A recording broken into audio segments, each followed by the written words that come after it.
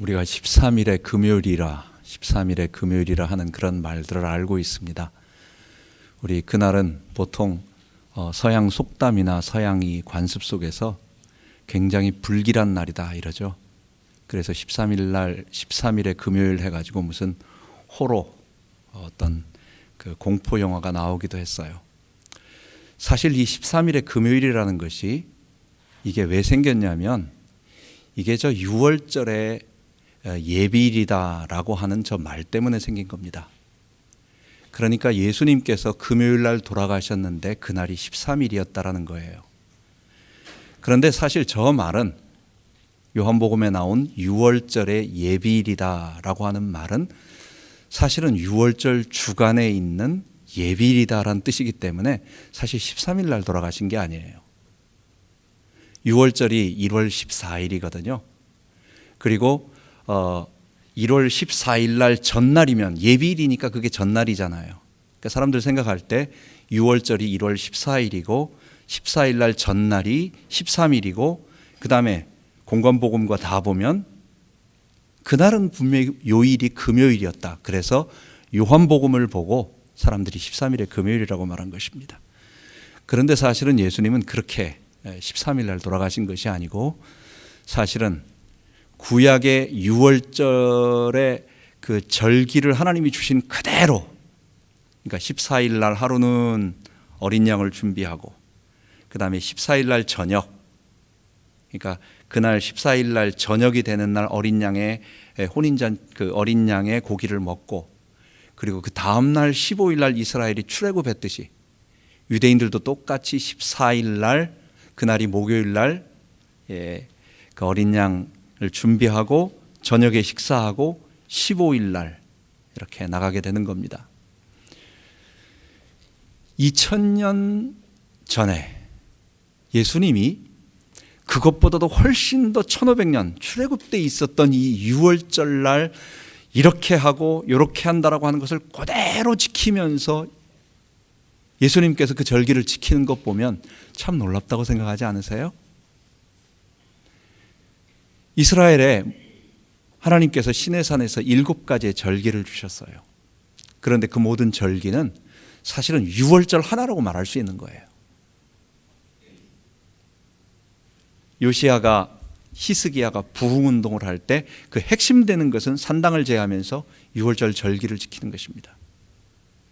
스룹바벨이 성전을 다 회복하고 나서 그리고 나서 하나님 앞에 절기를 지키는 게 6월절이에요.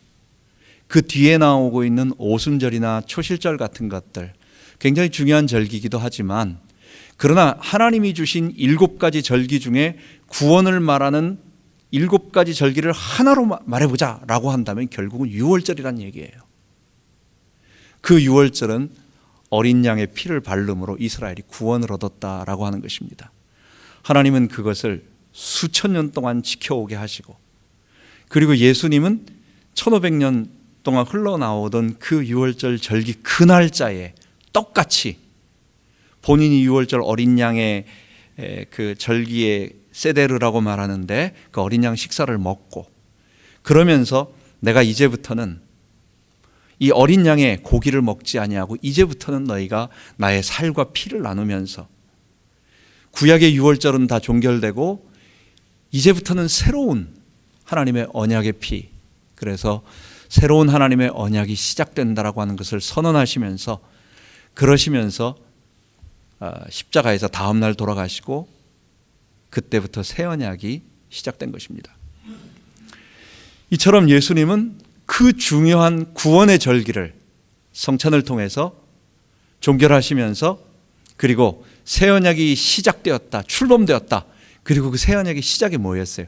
성령이 너희들에게 임하는 거다.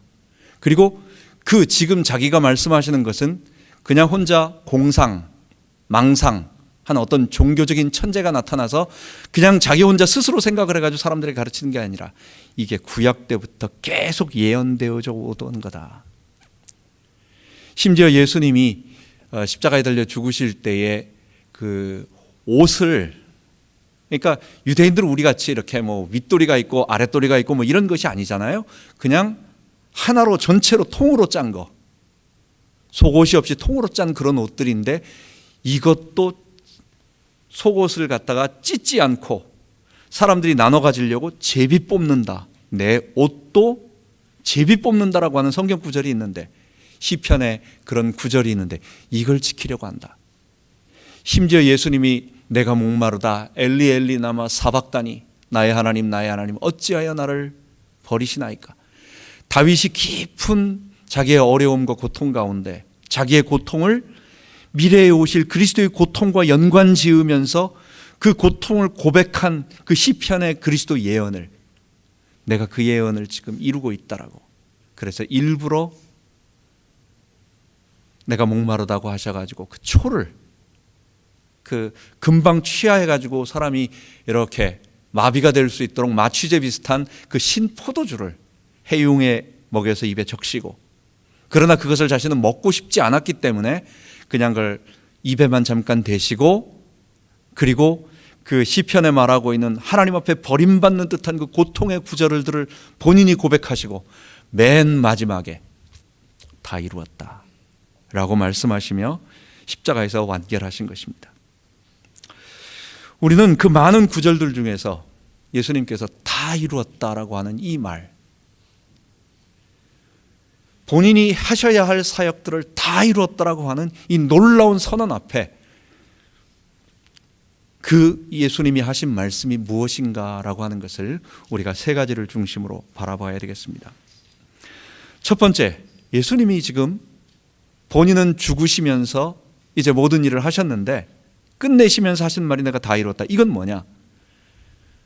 본인의 죽음으로 말미암아, 본인의 십자가로 말미암아 제가 나에게 적용하기 위해서 나를 구원하시기 위한 모든 하나님의 구원 사역을 완성하셨다라고 하는 말입니다. 여러분, 구원의 핵심은 뭡니까?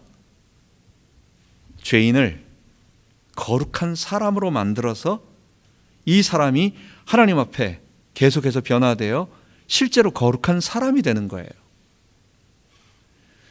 사람의 특징은 아시다시피 우리는 지정의를 가지고 있는 인격입니다. 지정의는 스스로 생각을 하고 내가 저걸 하고 싶다고 판단을 해서 감정으로 받아들이고, 그리고 나서 그 감정, 지식에 따라서 내가 자발적으로 행동을 하는 존재, 이렇게 하는 존재는 사람밖에 없어요, 이 땅에는. 그래서 사람을 인격이라고 말하는 거예요. 오직 유일한 존재 인격, 사람. 우리는 누구의 조정을 받지 않습니다. 만약 우리가 누구에게 조정을 받는다, 예를 들어서 어디서 이렇게 나를 따다닥 하는데 내가 그대로 움직이고 있다, 이거 공포 괴기 영화 아니에요?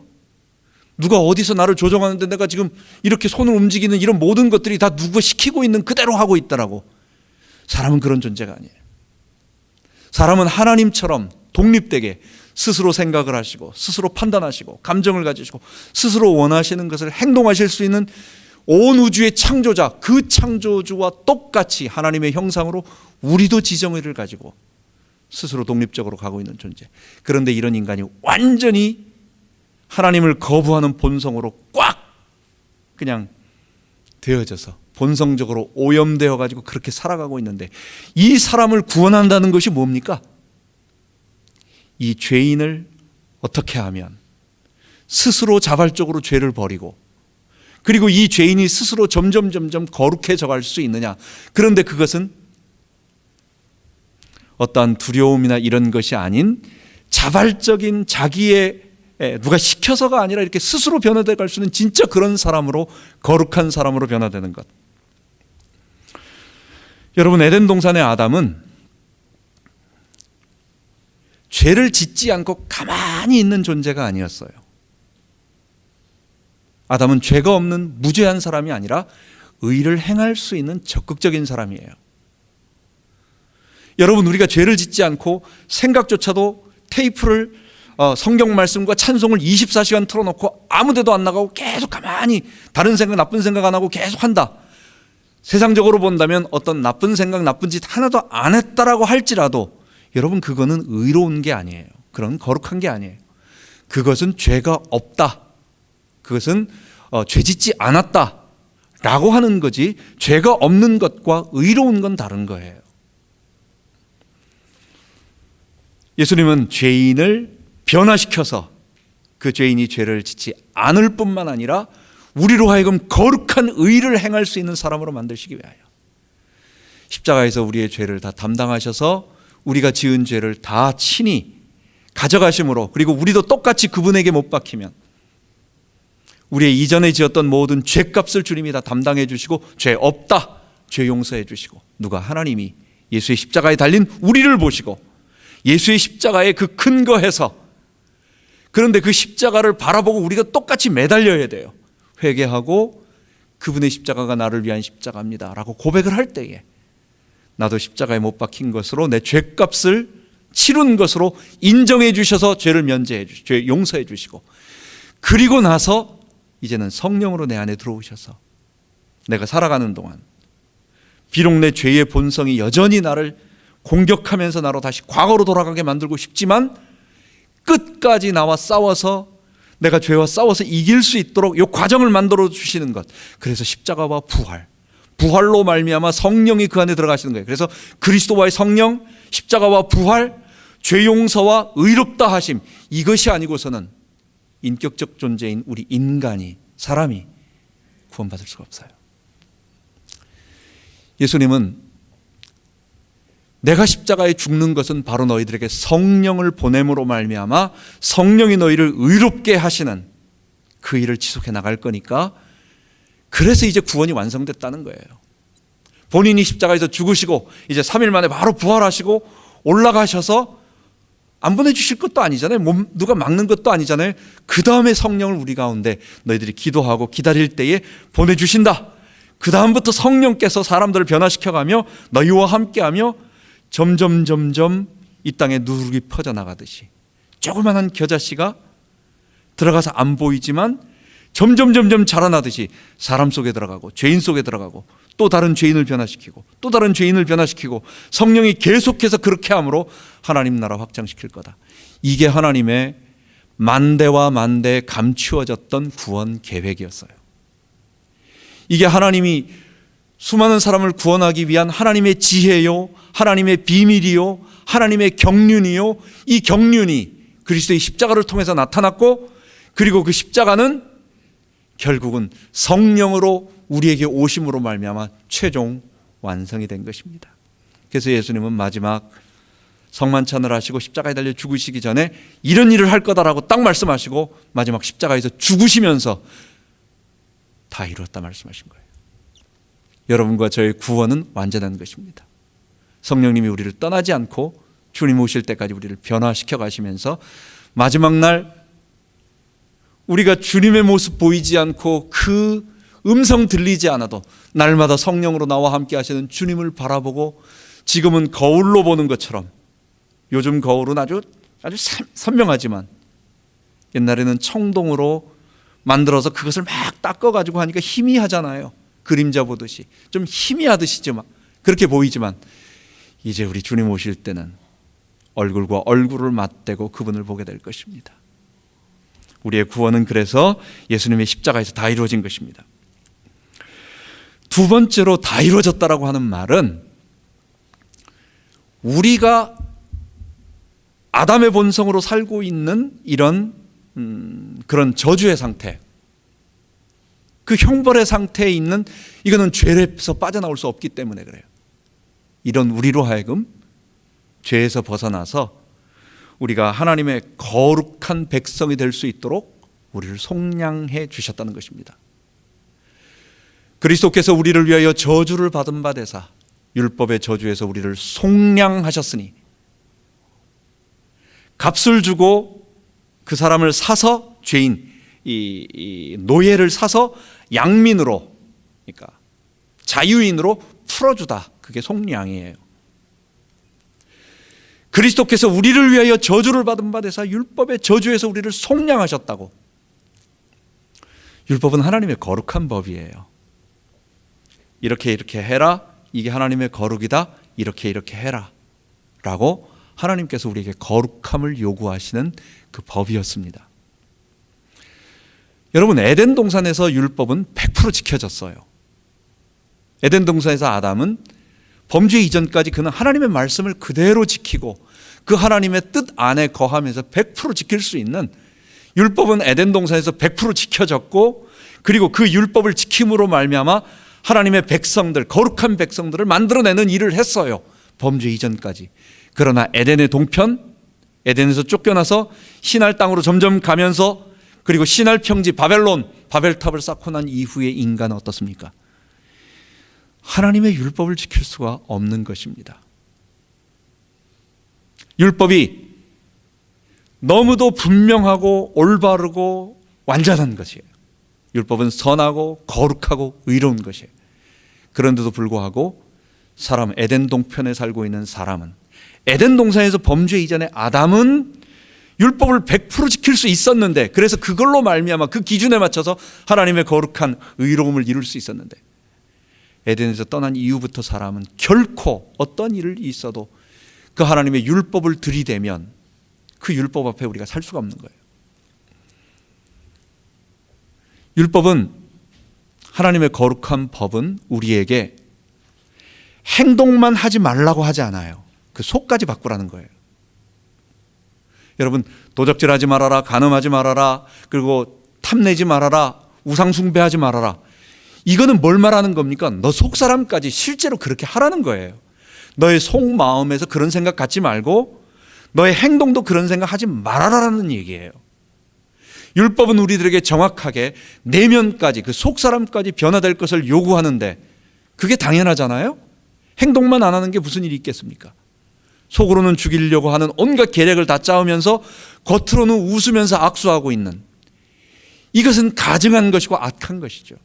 그런데 율법은 뭐냐? 우리가 사람 앞에 갔을 때 우리가 그 율법의 조항을 보면, 내가 그 율법을 아무리 지키려고 해도 내 속에서 일어나고 있는 그 죄의 본성을 이길 수가 없기 때문에 나는 변화되지 않는 것입니다. 율법의 행동으로 나의 행동은 조금 지킬 수 있지만, 그러나 내 속마음은 바꿀 수 없기 때문에 율법을 딱 들이대면 내가 죄인임이 드러나서 그 율법이 말하고 있는 죄의 삭신 사망을 우리가 받게 되는 거예요. 그래서 그걸 바로 율법의 저주라고 말하는 거예요. 누구든지 율법 앞에 서면, 하나님의 거룩한 법 앞에 서면 그 법 자체가 저주라는 얘기도 아니고, 그게 우리를 저주스럽게 만든다는 얘기도 아니에요. 우리가 그 거룩한 법 앞에 서면 내가 죄인이기 때문에, 내 죄의 본성이 나를 제어하지 못하기 때문에, 행동은 조금 흉내낼 수 있지만 내 속사람은 바뀌지 않기 때문에 율법을 들이대면 누구나 다 사망의 심판을 받는다는 것. 여러분, 그런데 그리스도께서 십자가에서 죽으심으로 여러분과 제가 사망의 법에서 해방되었어요. 그 저주에서 속량되었어요. 실제로 우리가 이제는 거룩한 백성이 될 수 있는 길이 열렸다는 거예요.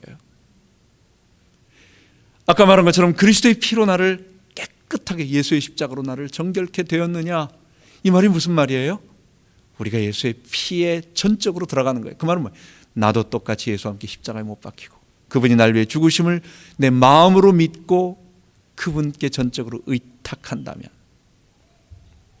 주의 성령이 내 안에 들어오셔서 나를 정결케 하시고 나를 변화시켜 가심으로 말미암아 이제는 나는 죄에서 자유함을 실제로 얻게 된 것입니다. 이제는 죄를 짓지 않을 수 있는 일들이, 죄를 이길 수 있는 힘이 내게 늘어난 거예요. 여러분, 사람은 죄를 절대로 이기지 못하지만, 어떤 누구도 죄가 끌어당기는 그 죄의 그 힘을 이겨낼 수 없지만, 주의 성령을 내 마음에 모시면 우리가 거룩한 백성이 되게 되었어요. 그래서 점점 거룩한 모습으로 변화되다가 우리 안에 성령이 우리를 그렇게 조금씩 변화시켜 가세요.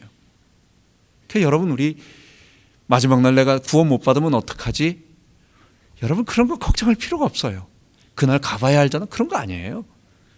주님이 지금 내 안에 성령을 주셨고, 또 성령을 주시면 성령께서는 내 주머니 속에 들어있는 물질이 아니라 그분은 그리스도 자신이시기 때문에 나에게 뭐라고 말씀하시고 자꾸 가르쳐 주세요.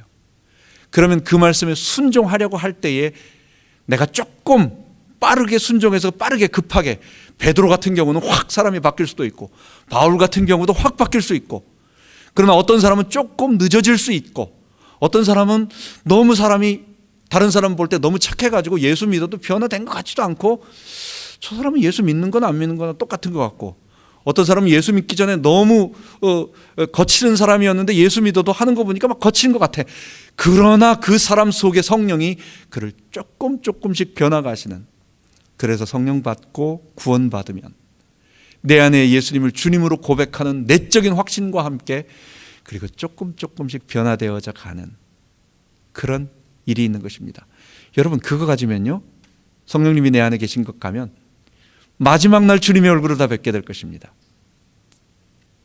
그 성령이 마지막 날 나를 다 주님 앞에 섰을 때에 이 사람은 내 사람이라고, 이 사람은 나의 피의 구속 안에 들어온 사람이라고, 하나님께서 구원의 길을 내신 그 구원의 길 안으로 들어온 사람이라고 성령께서 직접, 예수님께서 직접 하나님께 말씀하여 주시는 거예요.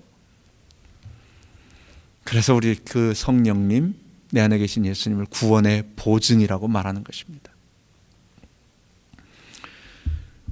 마지막으로 세 번째는 예수님께서 우리 십자가에서 죽으심으로 다 이루셨다라고 하는 말이 우리를 죄 용서하고 의롭게 하심으로 우리를 점점 거룩해 만들어 가심으로 말미암아 참된 성전을 우리에게 이루어 가신다라는 말입니다. 성막이라고 하는 것, 여러분 아시다시피 하나님께서 이스라엘 백성들 가운데 나타나셔서, 그리고 그들 가운데 나는 이런 존재고, 그리고 나는 이런 뜻을 가지고 있다라고 딱 한 번 말씀해 주셨어요. 아브라함, 이삭, 야곱, 요셉, 노아, 하나님이 다 말씀해 주셨지만 그거는 개인에게 5번, 8번, 아브라함 8번, 5번 이렇게 몇 번씩 개인적으로 몇 마디 해주신 거예요. 너 앞으로 큰 민족을 이루게 될 거다. 내가 너를 복 줄 거다. 내가 이 땅 줄 거다. 이 정도의 얘기였어요. 그런데 하나님이 온 인류 가운데 아무도 부인할 수 없게 한 200만 명 가운데 직접 나타나셔서 나는 이렇게 거룩한 존재고, 나는 이렇게 하기를 원하고, 그리고 나를 만나려면 이렇게 해야 되고 너희는 이렇게 해라 라고 하는 자기의 뜻을 상세하게 글로 남겨서 그것을 기록으로 남겨주고 딱 한 번이에요. 그 이후에도 없어요. 나머지 그 다음부터는 선지자를 통해서 조금씩 말씀하니, 그러기 때문에 신의 산 율법 계시는 너무너무 중요한 거예요. 여러분, 신의 산 율법 계시, 신의 산 성막 계시가 얼뜻 보면 이거 하나님 굉장히 제사 잘 지내라는 것보다, 이거 막 율법을 열심히 지키라는 것보다 하지만, 여러분 우리가 지난번 히브리서 그 다음에 레위기를 전체 보면서 그건 딱 하나를 말하고 있어요. 그거는 그리스도를 통해서 하나님께로 나아가는 하나님 백성됨을 얘기하는 거예요. 그래서 성막의 구조부터 대제사장이 짐승의 피를 가지고 백성들의 죄를 담당해서 지성소로 나아가는 방법, 아니 어느 종교에 이런 계시가 있겠어요? 이런 가르침이 있겠어요? 하나님께 나아가는 길이에요. 죄인이 죄 용서받고 하나님께 나아가는 그리스도 계시예요. 뿐만 아니라 그것으로 구원받은 백성이 거룩한 하나님의 율법으로 말미암아 이제는 거룩한 생활에 정결하게 살아가는 법, 이런 것들을 다 말씀해 주셨는데, 우리가 지난번에 아까 2번에 말한 것처럼 그 율법이 말하는 거룩함을 그리스도의 피로 말미암아 이제는 성령이 내 안에 들어오셔 이루게 하셨고, 두 번째 율법과 함께 성막 계시, 하나님 그 성막을 그리스도를 말하게 하시고, 내가 너희들 가운데 거하면서 너희가 나를 섬기는 거룩한 백성이 될 것이다라고 하는 이 에덴의 축복, 그 다음에 하나님 나라, 그것을 하나님이 성막을 통해서 말씀하여 주신 것입니다. 여러분, 근데 이 성막은 성전을 통해서 하나님께서 딱 예루살렘에 고정적으로 만들어 놓으셨는데 이게 완전한 게 아니에요. 하나님께서는 그 성막을 예수님 오실 때까지만, 성전을 예수님 오실 때까지만 딱 세워놓으시고 그러셨다가 폐하셨어요. 그리고 멸하셨어요.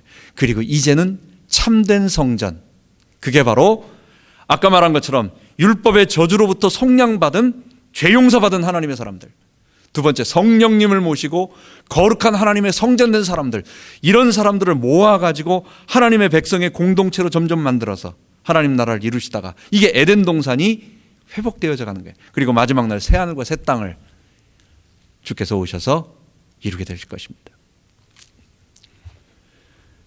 우리가 앞으로 요한복음을 보고 그 다음에 요한 1, 2, 3서 요한서신을 바로 할까 하다가 아무래도 교회 그 얘기를 모르면은 요한서신은 AD 70년 이후에 나오는 얘기이기 때문에 그 중간을 해버리면 뒤에 계속해서 그 교회가 어려움 당하고 있는 이단들과의 싸움이어서 그 중간을 잊어버릴까 봐 사도행전을 하고 그 다음에 요한 1, 2, 3서 그 다음에 요한계시록 나갑니다.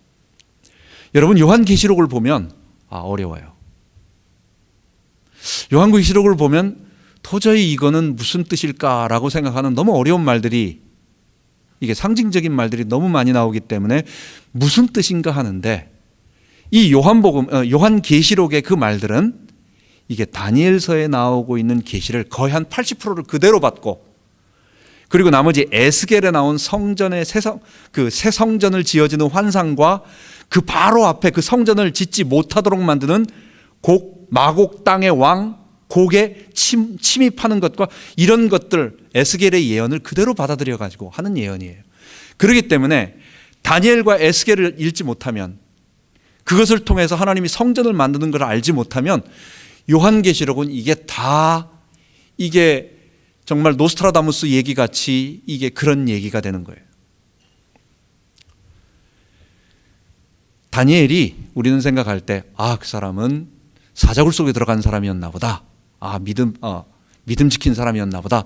이 정도로 생각하지만 다니엘은요 굉장한 하나님의 큰 예언을 하신 분이에요.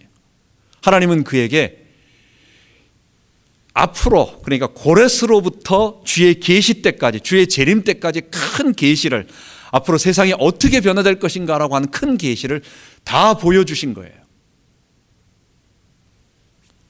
그 계시가 처음에 내 신상을 통해 가지고 느부갓네살이 꿈꾼 내 신상을 통해서 먼저 나타나고 다시 한번 똑같이 내 짐승을 통해서 나타나고 이거 나중에 좀 더 정확하게 얘기하도록 하겠습니다. 내 짐승을 통해서 내 나라 똑같은 것이 반복되어진다 나타나고 그리고 9장에 보면은 다니엘이 꿈을 꾸는데 다니엘이 기도하다가 성경책을 읽습니다. 그런데 그 성경이 뭐였느냐? 예레미야 25장이었어요. 그런데 예레미야 25장 12절에 보니까 하나님께서 예레미야를 통하여 이스라엘이 바벨론의 포로가 되어서 70년 만에 회복될 것이다 라고 하는 예언을 하신 게 나와요. 그게 예레미야 25장과 29장에 반복해서 주님께서 말씀하신 것입니다. 다니엘이 지금 마지막 그 바벨론 포로가 회복되기 바로 직전 마지막 그때쯤 돼서 왜 그걸 몰랐겠어요? 다니엘이 그걸 모르는 사람이 아니에요. 그건 유명한 예언이고 그건 책으로 남겨져 있었기 때문에 그 전에도 수없이 읽었는데 다니엘이 그날 다리오 왕 원년에 기도하다가 예레미야의 책을 가지고 읽다가 그 구절을 읽고 나서 딱 깨닫게 된 거예요. 하나님께서 바벨론을 통하여 이스라엘 성전 예루살렘 성전을 멸하시고 그리고 70년 만에 다시 일으키고 바벨론을 멸하신다 라고 하는 말이 이 뜻이었구나. 이게 이런 의미였구나 라고 하는 걸 깨닫게 된 거예요. 이건 몇 년 지나면 이제 이스라엘 돌아오겠다. 그 날짜가 아니에요. 그 날짜는 거의 비슷하게 맞지만 이제 몇 년 남았구나. 요거는 이미 그 전부터 알았던 거예요. 70년 후에 이스라엘이 돌아온다라는 그 개념이 아니라 70년은 사실은 정확하게 말한다면 거의 한 67년 정도 되는데 그 날짜보다도 70이라고 하는 그 단어 속에 하나님의 거룩하신 그 완전한 숫자와 함께 그리고 하나님의 그 무한한 하나님의 그 단계예요. 그 70이라는 단어 속에 바벨론이 흥왕하고 그 다음에 바벨론이 멸망하는 그 기간입니다. 그리고 그 사이에 이스라엘을 멸망시키면서 성전을 바벨론이 파괴시켜요. 근데 하나님이 그 바벨론을 멸하시고 다시 성전을 세우시는 거예요. 스룹바벨 성전을 세우시는 거예요. 이 예언을 이게 그런 의미였구나. 하나님이 왜 바벨론을 세우셨고 하나님이 왜 성전을 파괴하셨고 하나님이 왜 다시 성전을 세우시면 이렇게 하는구나라는 것을 깨닫고 나서 하나님께 회개하며 기도하는데 그때 9장 24절 25절부터 뒤에 쭉 하나님께서 천사를 통하여 70일에라고 하는 예언을 주시는 것입니다. 그 70일에는 우리말로 번역했을 때 이래가 week입니다. 그래서 70년도 되고 해석할 때에 따라 다르지만 그 숫자가 중요한 게 아니에요. 70년이라고 하는 그 기간을, 그러니까 70년 동안 하나님이 바벨론을 통하여 하나님의 성전을 무너뜨리고 그 다음에 그 바벨론을 멸하시고 다시 하나님의 성전을 세워나간다라고 하는 이 모델, 그 모델의 미닝이 뭐냐라고 하는 것을 깨닫는 가운데 이거를 세계 역사 속에 그대로 하나님이 적용시켜 주신 게 바로 다니엘의 71회라고 하는 것입니다. 다니엘이 그것을 보고 나서 그 뒤에 계속해서 해석을 합니다. 그게 뭐냐면 다니엘이 나중에 하겠지만은 오늘은 간단하게 얘기한다면 7일의 후에 성전을 하나님께서 다시 세우실 것이다. 스룹바벨 성전이 나오는 게 고레스의 영에 의해서 성전을 세우라 하는 중건하는 영이 떨어지고 난 다음에 그 다음에 스룹바벨 성전이 세워지고 그 다음에 62일에, 그러니까 7일에 62일에 더하면 69일에가 되는 거예요. 그 일회 때 기름 부음 받은 자가 와서 언약을 새롭게 하고, 그 구절이 나와요. 그 다음에 뒤에 나가면 한때, 두때, 반때, 이게 요한계시록에 똑같이 나오는 말입니다. 한때, 두때, 반때, 이거 합치면 몇이에요? 하나, 둘이니까 셋이죠. 셋의 반이니까 이게 마지막 7주라고 하는, 그러니까 한 일회라고 하는, 그러니까 일주일이라고 하는 고기의 절반인 것입니다. 그 반일회라고 말하는 거예요. 반일회 동안 한 왕이 와서 성전을 무너뜨리고 아주 극심한 핍박을 하고, 그리고 나서 마지막 걸 하려고 하는데 12장에 보면은 강가에서 세마포를 입은 사람이 그것은 봉인되었다. 너 마지막 그 반일회에, 그러니까 69일에 플러스 절반 일회가 있잖아요. 69의 절반 일회까지는 말씀해 줬는데 그 다음에 걸 말하려고 하니까 이거는 봉인되었다. 이거 말하지 말아라. 그게 다니엘서 12장, 누가? 세마포를 입은 사람이 그걸 하지 말라고 하는 거예요. 언제까지입니까? 성도들의 권세가 닿게, 성도들이 핍박받으며 마지막 그렇게 되어질 때까지.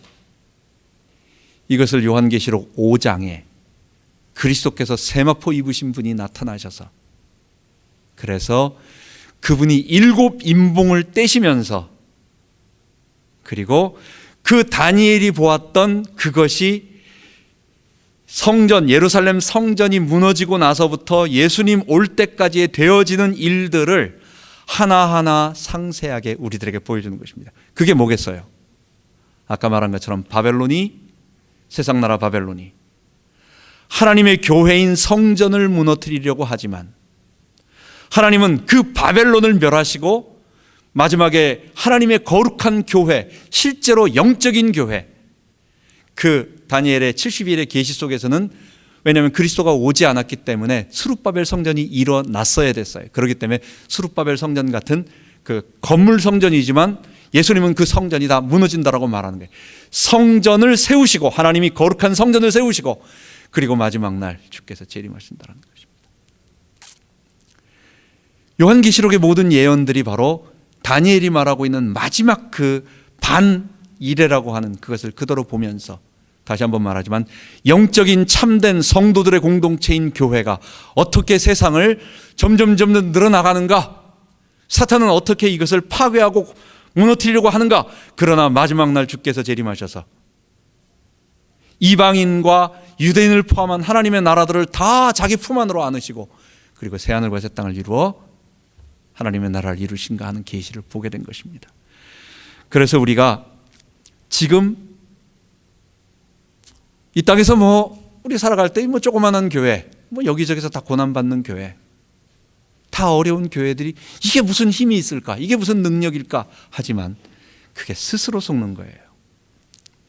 하나님께서 지금 그리스도의 피로 정결케 된 사람들, 그리고 성령을 마음에 모신 사람들 개인 자체를 먼저 그 율법으로 자유케 하시고 거룩한 백성 삼으신 다음에 이런 사람들을 모아서 공동체로 모아 조금씩 그런 사람들을 늘려가고 있는 과정. 그래서 큰 교회나 작은 교회나 그 다음에 아프리카에 있는, 아니면 지하에 있는, 그리고 아무도 없이 동굴에서 지금도 눈물을 흘리고 있는 모든, 지금은 그게 다 똑같은 교회, 그런 교회 성도들이 마지막 날 주님 앞에 다 일어나서 그날의 무성도 변화하여 주님의 빛나는 그 얼굴을 바라보며 영광 돌릴 그날을 바라보며 가고 있는 것입니다. 여러분, 우리가 그 영광스러운 그 길 속에 우리가 이 놀라운 구원의 계시를 바라보며 승리하는 우리 되기 바랍니다. 마지막으로 우리가 그리스도의 십자가에서 주께서 내 모든 죄의 저주를 다 벗겨주심을 감사합시다. 죄는 내가 벗을 수 없는 무거운 짐이에요. 이거는 도저히 내가 벗겨낼 수 없는, 그래서 거기에 깔려 죽을 것 같은, 내가 벗어날 수 있다면 짐이라고 말하지 않죠. 여러분, 벗어날 수 없는 짐이에요. 그런데 그 죄는 반드시 사망을 가져오는데 이제 내가 죄로부터 자유함을 얻을 수 있는 방법을 주셨다는 것. 그게 어디서? 부활이 중요하지만 십자가가 없는 부활은 거짓말인 것입니다. 여러분, 부활로 인하여 성령이 오셨지만 부활보다 먼저 십자가가 내 앞에 온 것입니다. 그래서 주의 십자가로 말미암아 내 모든 죄가 용서받고, 그리고 용서받아 나는 이제부터 죄로부터 자유할 수 있는 거룩한 백성이 되었다. 놀라운, 그러면 여러분 어떤 것이 된 게, 자신감과 확신 생기는 것도 있지만 그것보다 먼저 내게 눈물이 나오는 것입니다. 감사의 눈물이 나오는 것입니다. 어떻게 내가 이걸 갖다가 혼자 폭포 밑에 내려가서 물 떨어지는 거 밑에 가서 돌을 닦아 10년 정도 도 닦고 동굴 속에 들어가서 무슨 달마대사처럼 벽만 바라보고 한 7년 정도 그냥 벽만 바라보고 있다가 갑자기 딱 하고 깨달은 게 아니라 그냥 나는 죄인으로 살아가고 있었는데 그리스도께서 이 구원을 다 이루시고 어느 날 성령께서 내 마음에 녹화해 주셔서 내가 예수 믿을 수 있도록 이 구원의 길을 열어주신 그 사실에 대한 감격, 놀라운 감격이 우리에게 넘치게 되는 것입니다. 여러분, 마지막으로 우리가 작은 것을 바라보지 말고 하나님이 교회를 일으켜 나가고 하나님 나라를 이뤄나가는 이 다니엘의 큰 계시 속에 내가 들어있음을 알아야 되겠습니다. 제가 설교를 준비하면서도 우리 성도들은 지금 삶에서 당장 콩나물 가격 그거 마트에 가서 싼 데 어디 있는가 찾아가야 되는데, 당장 내일 누구와 만나가지고 이런 데 있어서 막 이렇게 하고 있는 실질적인 이런 자기들의 어려운 문제들이 있는데, 세계의 종말과 하나님 나라의 큰 어떤 이런 것들, 하나님, 내가 참 어렵습니다. 내가 이게 말 재주도 없고 이걸 어떻게 사람들이 정말 이 계시가 중요하고, 하나님 내가 이렇게 이 다니엘을 통하여 보여줬던 계시가 요한계시록 통하여 에스겔을 통하여 이사야를 통하여 보여주셨던 그 예레미야의 그 모든 계시들이 그 안에 맨 마지막 반이래에 어쩌면 거의 2000년 지나고 나서 지금 되어지는 많은 것들을 보니까 정말로 주님이 오실 가까운 때가 되어진 것 같은 이때에 하나님, 내가 이 십자가 복음, 하나님 나라 구원을 알고 살아가는 사람입니다. 내 모습 비록 별 볼 일 없는 것 같이 아무도 알아주지 않는 조그마한 일을 하고 있는 평범한 아줌마요, 평범한 그냥 직장에서 나도 그 월급 받고 있는 사람임에도 불구하고 하나님, 나는 그 하나님 나라의 거대한 계획 속에 있는 이것을 이루고 있는 마지막 거기에서 중요한 일을 담당하고 있는 사람입니다. 이것에 대한 가슴이 뜨겁지 않냐고. 이 계시를 보지 못하면 조그만 것 앞에 내가 그냥 금방 넘어가고, 누가 조금만 무슨 말해주면 그런가 보다, 십자가 말고 또 다른 좋은 일이 있나 보다, 당장 내게 돈이 되고 득이 되고 뭔가 더 듣기 좋은 말, 내가 당장 편한 말하면 거기에 당장 넘어가 버리는. 여러분, 하나님께서 주신 이 거룩한 구원, 내가 하나님 백성으로서 살아가고 있다는 것을 잊지 마시고 주님이 십자가에서 다 이루신 것을 내 개인에게 체험하면서 죄 용서로, 그리고 율법의 저주에서, 그리고 하나님의 성전이 점점 내게 이루어 가시며 그 마지막에 주님 오실 그때까지 우리가 있다는 것을 알고 승리하는 우리 모두 되기 바랍니다. 기도하겠습니다. 하나님 아버지,